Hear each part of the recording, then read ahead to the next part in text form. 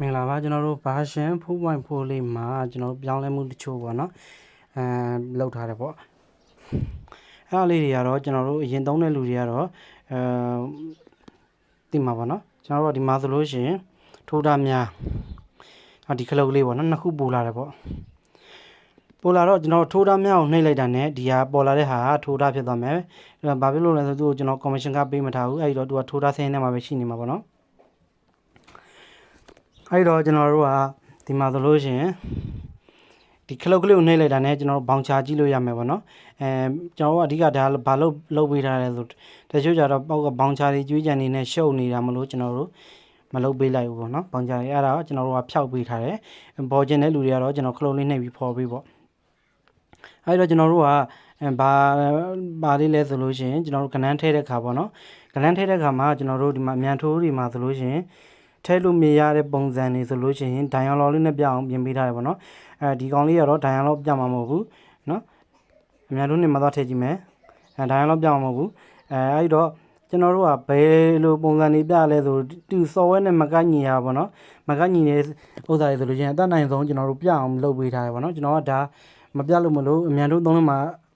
ကျွန်တော်ဒီဟာသွားထည့်ပေးမယ်နော်မန်တကယ်ဒီကောင်ကအမြန်တို့နေမှာသုံးရမယ်ဟာကျွန်တော်အမြန်တို့သုံးလို့မှာသွားထည့်လိုက်လို့ရှိရင်ဒီကဏ္ဍတွေကိုပေးမဝင်ဘူးပေါ့နော်အဲဒီတော့ကျွန်တော်တို့က okay နေလိုက်လို့ရှိရင်အဲဒီကဏ္ဍတွေရောက်မသွားဘူးအဲဒီတော့ကျွန်တော်တို့အဲ့လိုလေးပြပေးရပေါ့နော်အမြန်တို့1နဲ့3မှာကအတူတူပဲအမြန်တို့ကကျွန်တော်ဘာလို့မဖြတ်လဲဆိုလို့ရှိရင်အရင်သုံးထားတဲ့လူတွေကသဘောကျတယ်ပေါ့နော်တချို့သဘောကျတယ်အဲ့ဒါကိုသုံးကျင်တယ်ဆိုလို့ကျွန်တော်မပြတ်ပဲထားပေးတာနောက်တစ်ချက်ကဒီမှာဘာတွေပါလာလဲဆိုအမြန်တို့ပုံစံ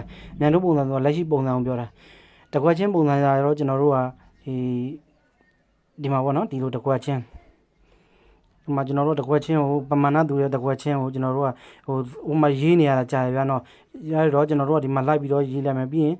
combine 9000ဆို9000ပေးလိုက်မယ်ပေးလိုက်လို့ရှိရင်ဒီကိုကြမယ်ကျွန်တော်တို့ထိုးလိုက်မယ်အဲ့တော့ကျွန်တော်တို့ဘောင်ချသွားကြည့်မယ်နော်ဘောင်ချမှာဆိုလို့ရှိရင်လည်းကျွန်တော်တို့ဒီမှာသေးပဲဇရာကွက်ကလေးနဲ့ပြပေးတယ်မူလပုံစံဆိုတာအရင်ပုံစံလေးမူလထည့်သွင်းပုံစံဆိုတာကတော့ကျွန်တော်တို့ထည့်သွင်းခဲ့တဲ့အတိုင်းလေးပေါ့နော်ပါဝါတို့ထည့်ခဲ့တယ်လေနော်ကျွန်တော်တို့ဒီမှာဆိုလို့ရှိရင်ဒီကတော့အမြန်တကွက်ချင်းရွေးထည့်ခဲ့တယ်ဒါဆိုလို့ရှိရင်ကျွန်တော်တို့ထည့်ခဲ့တဲ့ပုံစံပေါ့နော်ဒီပုံစံလေးတွေပေါ့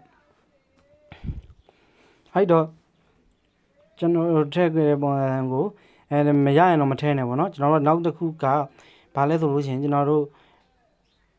့ဒီမှာကဏ္ဍများထဲမှာဆိုလို့ရှိရင်ကျွန်တော်မူလပုံစံဇရာကွက်ပုံစံရှိမယ်ပေါ့နော်မူလပုံစံဆိုတာကကျွန်တော်ရခင်ပုံစံကျွန်တော်အဲ့မှာဇရာကွက်ပုံစံကြည့်ကျင်တဲ့လူတွေအတွက်စာမျက်နှာတစ်ခုတည်းနဲ့လေကြာကြည့်မယ်ပေါ့နော်တချို့လူတွေကအဲ့လိုလေးကြည့်ကျင်နေဆိုလို့ကျွန်တော်တို့အဲ့လိုလေးပြင်ပေးဒီလိုလေးပြင်ပေးထားတယ်ပေါ့နော်အဲ့တော့ကျွန်တော်တို့ဒီမှာလေကြာကြည့်မယ်နော်ပေါက်တီးထည့်မယ်ဆိုလို့ရှိရင်တော့ပေါက်တီးထည့်လိုက်တဲ့အခါမှာအဝါကွက်ကလေးနဲ့ပြပေးရပေါ့နော်ကိုကဒါဒီအမှန်တကယ်ဒီမှာတော့မလို့ဒီမှာပြပေးတယ်ဒါအဲ့ဒါကိုနှိပ်လိုက်တဲ့အခါမှာကျွန်တော်တို့ပေါက်တီးစင်းသွားကြည့်လိုက်မယ်ပေါ့နော်ဘယ်လောက်ဖို့ပေါက်တယ်ဘယ်လောက်ဖို့ရောရမလဲပေါ့နော်စင်းနေသိမ်းလို့ရမယ်ပေါ့နော်ဒါကတော့ကျွန်တော်အခြားဗီဒီယိုလေးမှာဒီဟာလေးကကျွန်တော်version အသေးလေးမှာတိုးလာတဲ့ဟာလေးရှင်းပြခြင်းဖြစ်ပါတယ်နော်နောက်တစ်ခုကျွန်တော်ကြံသွားတာကဘောင်ချာတွေကြည့်မယ်ပေါ့နော်ဘောင်ချာတွေကြည့်မယ်ဆိုလို့ရှိရင်ဒီမှာဘောင်ချာတွေကိုဒီကောင်ဆိုလို့ရှိရင်ကျွန်တော်တို့ပုံကိုသိမ်းလို့ရမယ်ပေါ့နော်ကျွန်တော်ဒီမှာပုံသိမ်းလို့ရမယ်ပုံသိမ်းလိုက်မယ်သိမ်းလိုက်လို့ရှိရင်ကျွန်တော်တို့ကဒီမှာဘယ်မှာရောက်သွားလဲဆိုလို့ရှိရင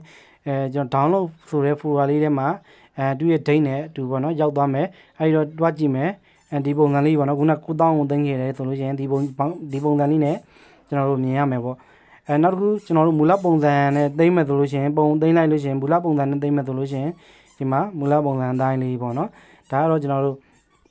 အဲ့ဒါမှမဟုတ်ဘူးကျွန်တော်တို့ကတခြားပုံဥမာဒီကောင်ဆိုလို့ရှိရင်ကျွန်တော် power နဲ့ထည့်ခဲ့ရနော်